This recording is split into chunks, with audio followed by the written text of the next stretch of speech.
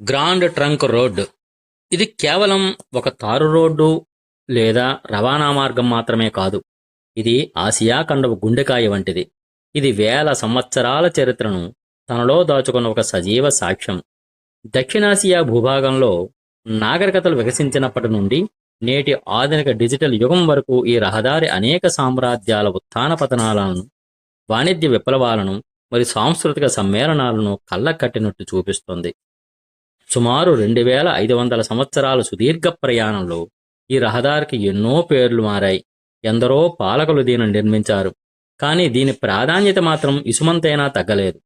రడ్యార్డ్ Kipling తన ప్రసిద్ధ నవల కిమ్లో దీనిని జీవన స్రవంతి అని అభివర్ణించడంలో ఎంతమాత్రం అతిశయోక్తి లేదు. ఎందుకంటే ఇది కోట్లాది మంది ప్రజల జీవనోపాధిని, ఆకాంక్షలను అనుసంధానించే ఒక అద్భుత నిర్మాణం. గ్రాండ్ ట్రంక్ రోడ్డు యొక్క మూలాలు క్రీస్తుపూర్వం 3వ శతాబ్దానికి చెందిన మౌర్య సామ్రాజ్యంలో ఉన్నాయి. చంద్రగుప్త మౌర్యుడు తన సువిశాల సామ్రాజ్యాన్ని పాలనాపరంగా మరియు ఆర్థికంగా ఏకం చేయడానికి ఉత్తరాపదం అనే ప్రాచీన మార్గాన్ని పునర్నిర్మించాడు. ఈ మార్గం ప్రాచీన పర్షియన్ రాయల్ రోడ్డు స్ఫూర్తితో నిర్మించబడింది. గంగానది ముఖద్వారం నుండి వాయువ్య సరిహద్దుల వరకు విస్తరించి ఉన్న ఈ రహదారి అప్పట్లో పాటలీపుత్ర, నేటి పాట్నాను తక్షశిలతో అనుసంధానించేది. చంద్రగుప్తుని ప్రధాన సలహాదారు కౌటిల్యుడంటే చాణక్యుడు తన అర్థశాస్త్రంలో రహదారుల ప్రాముఖ్యతను మరియు వాటి నిర్వహణ కోసం ప్రత్యేక అధికారుల నియామకం గురించి కూడా వివరించాడు. గ్రీకు రాయబారి మెగస్తనీస్ కూడా మౌర్యుల రహదారి నిర్వహణ వ్యవస్థను చూసి ఆశ్చర్యపోయి ప్రతి 10 స్టాడియా సుమారు 2 కిలోమీటర్ల దూరానికి ఒక మైలురాయిని ఏర్పాటు చేయడం ద్వారా ప్రయాణికులకు దూరం మరియు దిశను తెలియజేసేవారిని పేర్కొన్నాడు.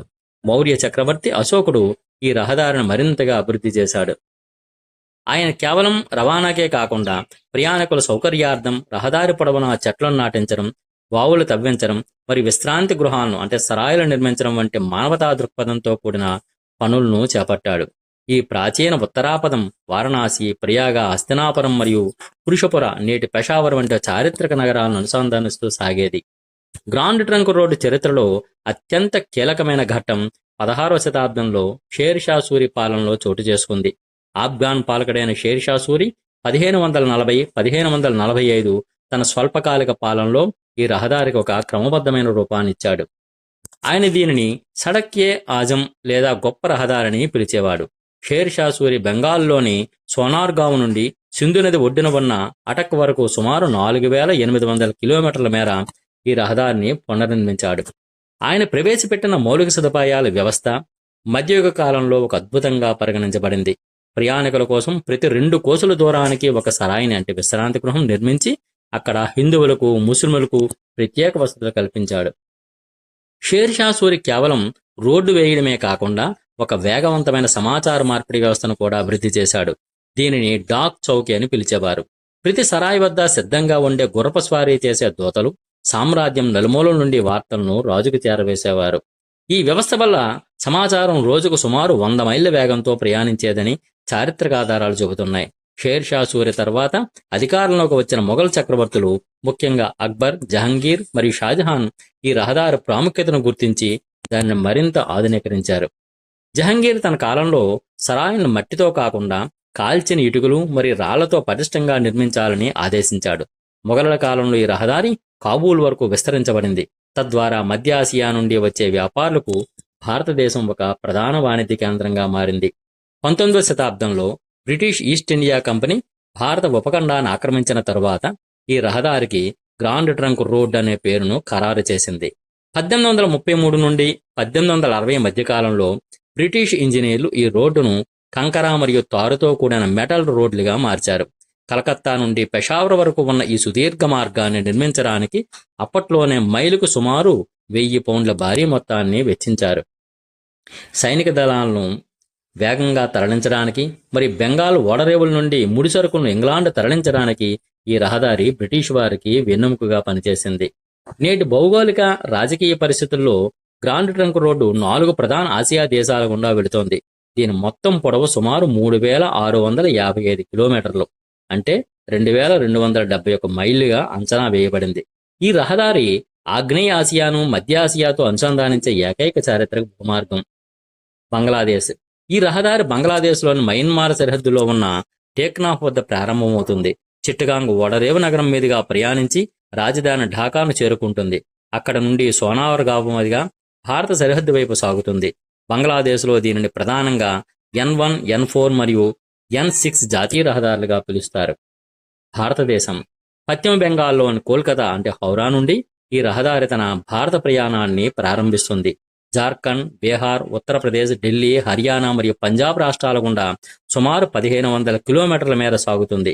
వారణాసి, కాన్పూర్, ఆగ్రా మరియు అమృత్సర్ వంటి చారిత్రక నగరాలు ఈ మార్గంలోనే ఉన్నాయి.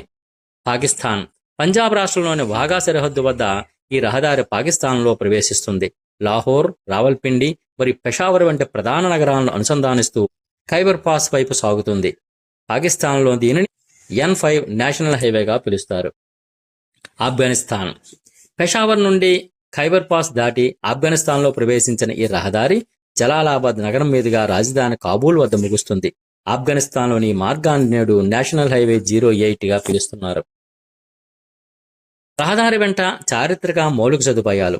గ్రాండ్ ట్రంక్ రోడ్డు యొక్క గొప్పతనం కేవలం దాని పొడవులోనే లేదు, ఆ రహదారిని వెంబడి పాలకులు ఏర్పాటు చేసిన అద్భుతమైన సదుపాయాలలో ఉంది. వీటిలో అత్యంత ముఖ్యమైనవి సరాయిలు, కోస్ మినార్లు మరియు బావులు. సరాయిలు అనేవి ప్రయాణికుల రక్షణ మరియు విశ్రాంతి కోసం నిర్మించిన కోట వంటి కట్టడాలు. షేర్ షా సూరి నిర్మించిన 1700 సరాయిలలో ప్రయాణికులకు ఉచితంగా భోజనం మరియు బస కల్పించేవారు. పంజాబ్లోని దక్నీ సరాయిలో 124 గదులు ఉండేవని, అక్కడ చక్రవర్తి తన పరివారంతో సహా విడిది చేసేవాడిని రికార్డులు చెబుతున్నాయి. హర్యానాలోని గౌరండా సరాయ్ యొక్క 2 అంతస్తుల ప్రవేశ ద్వారాలు మొఘల్ నిర్మాణ శైలికి అద్దం పడతాయి. ఈ సరాయిలు కేవలం విశ్రాంతి గృహాలు మాత్రమే కాదు, అవి ఆ కాలపు వాణిజ్య కేంద్రాలుగా కూడా పనిచేశాయి. ప్రయాణికులకు దూరాన్ని తెలియజేయడానికి ప్రతి కోసు అంటే సుమారు 3 కిలోమీటర్ల దూరానికి 30 అడుగుల ఎత్తులో స్థూపాకార స్తంభాలను నిర్మించారు. వీటిని కోస్ మినార్లను పిలుస్తారు. ఇవి కాల్చిన ఇటుకలతో నిర్మించబడి సున్నంతో ప్లాస్టరింగ్ చేయబడేవి. హర్యానా రాష్ట్రంలో ఇప్పటికీ 49 కోస్ మినార్లు సురక్షితంగా ఉన్నాయి. ఇవి అప్పట్లో ఒక రకమైన సిగ్నల్ టవర్లుగా కూడా పనిచేసేవి. యుద్ధ సమయాల్లో డ్రమ్ములు వాయించడం ద్వారా సందేశాలను వేగంగా పంపడానికి వీటిని ఉపయోగించేవారు. నీటి ఎద్దరు ఉన్న ప్రాంతాల్లో ప్రయాణికులకు మరియు జంతువులకు దాహార్తిని తీర్చడానికి బావులను మరియు చెరువులను తవ్వించారు. కొన్ని చోట్ల మెట్ల బావులు నిర్మించారు. వీటిలో హర్యానాలోని అంబాలా మరియు పంజాబ్లోని ఫతేగర్ సాహిబ్ వద్ద ఉన్న బావులు నేటికి చెక్కు చెదరకుండా ఉన్నాయి. చరిత్రకాల అభిప్రాయం ప్రకారము గ్రాండ్ ట్రంక్ రోడ్డు భారతదేశపు ఆర్థిక వెన్నెముకగా నిలిచింది. సుదూర ప్రాంతాలలో ఉన్న తన సామ్రాజ్యాన్ని నియంత్రించడానికి షేర్ షా సూరికి మరియు మొఘలులకు ఈ రహదారి ఎంతో సహాయపడింది. సైన్యం వేగంగా కదలడానికి మరియు తిరుగుబాటును అణిచివేయడానికి ఇది ఏకైక మార్గంగా ఉండేది. గుర్రాల ద్వారా ఉత్తరాలను చేరవేసే వ్యవస్థ వల్ల పాలనలో పారదర్శకత పెరిగింది.